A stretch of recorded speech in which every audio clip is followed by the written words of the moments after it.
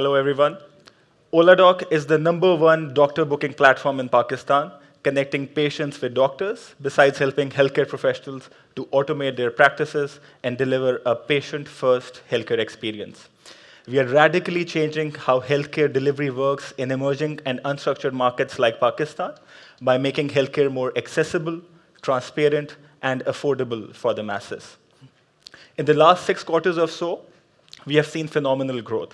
We now have a network of more than 4,000 doctors on the platform, and this year alone, we'll be generating transactions or bookings of about 230,000 appointments.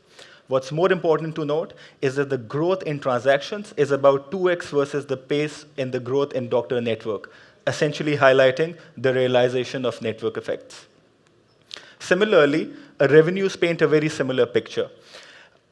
We have seen, typically we charge about 20 to 25% of transaction fee on each transaction that is performed through the Oladoc network. And this year alone, we'll be doing about $330,000 of revenue in 2019. More importantly, and the icing on the cake, is that we are already positive on a unit economics level. However, we feel we are still scratching the surface as the opportunity is much bigger. If you look at Pakistan alone, it's now the 5th largest population in the world. We have about 150,000 doctors practicing there and about $10 billion of private healthcare spend going into the market. We want to, at Oladoc, we really want to leverage this opportunity.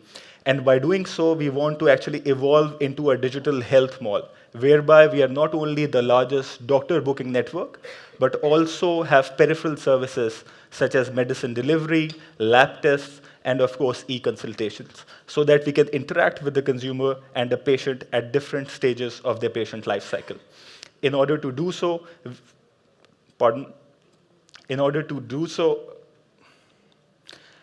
we are raising $3 million for 15% of the company valuation, for 15% of stocks in the, I'm sorry, this sticker is playing tricks. So in order to do so, we are raising $3 million for 15% of company equity. And we intend to spend that money, about 80% of it, on doubling down our marketing and sales efforts, besides, of course, investing in scaling our product. The sticker is. Please, questions.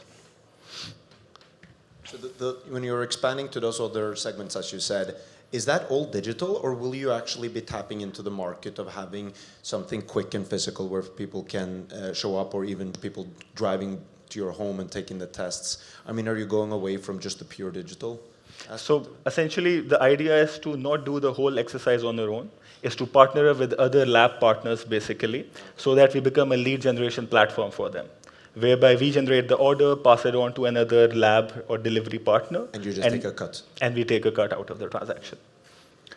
I assume there is private health insurance in Pakistan. There's actually very little less of it. So the question I was going to ask, whether these costs, the consultation costs, are covered with someone's private health insurance cover, or will they be seen as ad hoc costs? So actually in Pakistan, the dynamics are very, very different from what we see in Turkey or elsewhere. Less than 0.5% of the population has insurance coverage. And the folks who have insurance coverage, it's not for OPD, it's only for inpatient. So most of the population does not have access to any kind of health insurance there. Just two quick ones. So who else is doing this in Pakistan, or I guess in the Asian region? And how are you vetting the doctors that are actually coming on board? Yeah. So first things first, as far as the doctors coming on board, when they come onto the platform, we do a PMDC, which is the Pakistan Medical and Dental Association. We do a PMDC check. So, just to ensure that they are certified and whatnot. That's the first. Secondly, as far as the competition is concerned, we are by far the largest player. We are about 4x the size of other players, the #2 player. There are a bunch of them, about 10 to 15 players trying to do the same thing. However, since we raised a seed round of about $1.1 million, we have been able to scale fast and are a much better place as compared to others. What's the churn of the doctors, and do you have a SaaS platform to help them with their bookings outside of your platform as well to make it more sticky for them? Yeah, absolutely. So that's critical, right? When we started off with a software as a service model. However, we figured out that the doctors were just not too keen about it, because automating your practices, People in emerging markets are not too keen about it. So what we do is, as part of the value proposition, we give them the My Practice, which is a software as a SaaS solution, without any cost, so that they can put all of their offline bookings into the platform as well, into the system.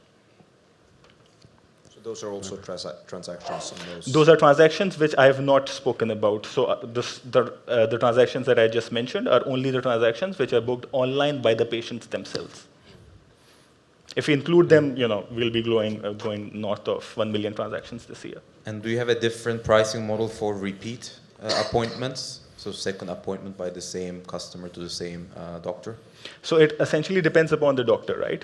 If the doctor charges the repeat patient, we also take a cut from that transaction. If the doctor does not charge for the patient, we do not take a cut from the transaction.